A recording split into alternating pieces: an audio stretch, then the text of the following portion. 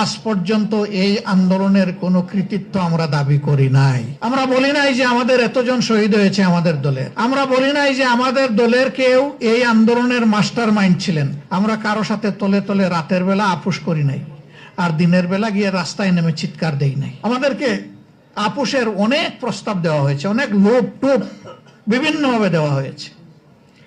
আমরা এ পর্যন্ত এগুলা ঘৃণা ভরে প্রত্যাখ্যান করেছি। আমরা বলেছি গণভোট আপনারা চাইলেন, আমরা চাইলাম, এখন আপনারা মানেন না, আমরা কিন্তু আমাদের জায়গায় আছি। আমাদের নিয়ে তাদের এত ভয় কেন? তাদের ভয়ের জায়গাটা এককালীন একজন প্রতিমন্ত্রী তিনি বলেছিলেন যে বাংলাদেশে এক এক করে সকল রাজনৈতিক দলকেই পকেটে ঢুকিয়ে ফেলেছে একটা দেশ, শুধু একটা দলকে পারে নাই, এই দলের নাম জামাত ইসলামী।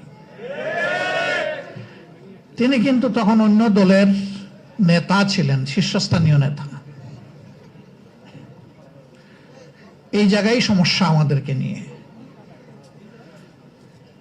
এর আগেই আন্দোলনের প্রতি আমাদের পূর্ণ সমর্থন ছিল, কিন্তু এই দিন আমরা সিদ্ধান্ত নিলাম যে নাও ডু অর ডাই, হয় মরবো না হয় বাঁচার মতো বাঁচবো।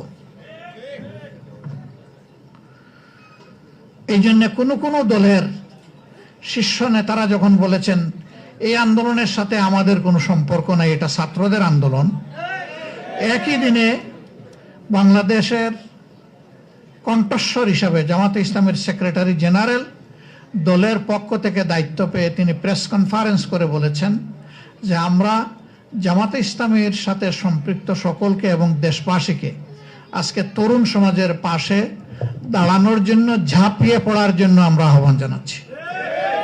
একই দিন দুইটা স্টেটমেন্ট এসেছিল। কিন্তু মহান আল্লাহর ইচ্ছা এবং সাহায্যে জনগণের এই আন্দোলন তরুণ সমাজের নেতৃত্বে যখন সফল হলো, তখন আল্লাহর কসম আজ পর্যন্ত এই আন্দোলনের কোনো কৃতিত্ব আমরা দাবি করি নাই। আমরা বলি নাই যে আমাদের এতজন শহীদ হয়েছে আমাদের দলের, আমরা বলি নাই যে আমাদের দলের কেউ এই আন্দোলনের মাস্টার মাইন্ড ছিলেন। আপনারা সবাই তার সাক্ষী। আমরা 6 তারিখ থেকে বলি নাই যে আগামীকালকে নির্বাচন দিয়ে দেন। আমরা 2-4টা আবেদন জানিয়েছিলাম।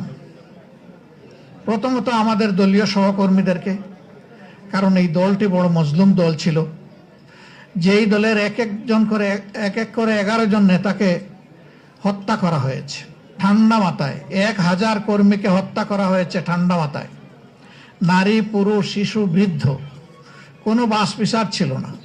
যেই দলের কর্মীদেরকে যেখানেই সামান্য কোনো চিহ্ন পাওয়া গেছে চাকরি থেকে বরখাস্ত, বাড়িঘর থেকে বিতাড়িত, ব্যবসা প্রতিষ্ঠানের দখল নিয়ে নিছে, সেই দলটা কি পরিমাণ কষ্টে ছিল এটা বুঝাই যায়। আমরা কারো সাথে তলে তলে রাতের বেলা আপোষ করি নাই, আর দিনের বেলা গিয়ে রাস্তায় নেমে চিৎকার দেই নাই, এবং আমরা স্বৈরাচারের পারমিশন নিয়েও রাস্তায় নামি নাই। ওই পারমিশনের তোয়াক্কাও আমরা করি নাই। আমাদের যেটুকু সামর্থ্য ছিল দফায় দফায় তাই নিয়ে স্বৈর শাসনের আমরা প্রতিবাদ করেছি। যারা নিহত হয়েছে, শহীদ হয়েছে, তাদের মধ্যে বেশিরভাগ প্রান্তিক জনগণ, এমনকি তারা ছাত্রও ছিল না। একটা সংখ্যা ছাত্র, বেশিরভাগ শ্রমিক। সেই শ্রমিকের কি কোনো কোটার দাবি ছিল? তার সরকারি চাকরির আশা ছিল? সে ওঠার জন্য যায় নাই, সে গিয়েছিল ফেসিবাদ মুক্ত একটা বাংলাদেশ দেখতে। আজকে সবই রয়ে গেল। সেই কোটা অত্যন্ত নিকৃষ্টভাবে এখন বাস্তবায়ন হচ্ছে। বিশ্ববিদ্যালয়ের বিশি, জেলা পরিষদের প্রশাসক, তারপরে ব্যাংক, বিমা কর্পোরেশন, সরকারি বেসরকারি আধা সরকারি সেক্টর, সব জায়গায় এখন একদম নির্লজ্জ দলীয়করণ চলতেছে। এটাকে কোটা নয়? আমরা আজকে কি জবাব দিব এই শহীদ পরিবারের সদস্যদের কাছে? কি জবাব দিব জুলাই যোদ্ধাদের কাছে যে আকাঙ্ক্ষা নিয়ে তারা যুদ্ধ করেছিলেন, তাদের সন্তানরা জীবন দিয়েছিলেন, আমাদের কি জবাব? এখন মনে হচ্ছে আবার আমরা সেই একই অন্ধকার গলিতে ঢুকে যাচ্ছি। বাংলাদেশ জামাতে ইসলামী কি করবে?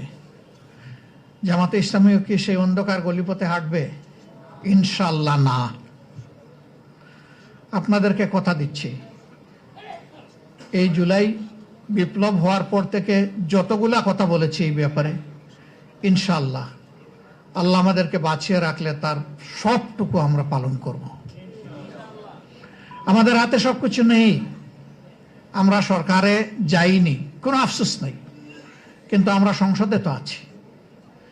সংসদে দেশবাসীর হয়ে, শহীদদের কণ্ঠ হয়ে আমরা চিৎকার করতে থাকবো ইনশাআল্লাহ।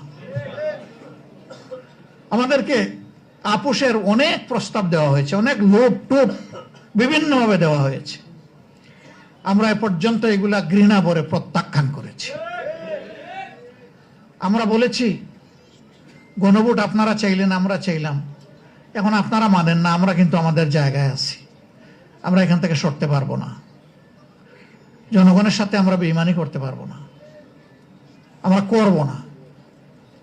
আপনারা দোয়া করবেন আমাদের ওয়াদার উপর আমরা যেন টিকে থাকতে পারি, এবং ইনশাআল্লাহ আমরা আশাবাদী, আমরা আস্থাশীল, গণভোটের গণরায় এই বাংলার জমিনে বাস্তবায়ন হবে ইনশাআল্লাহ।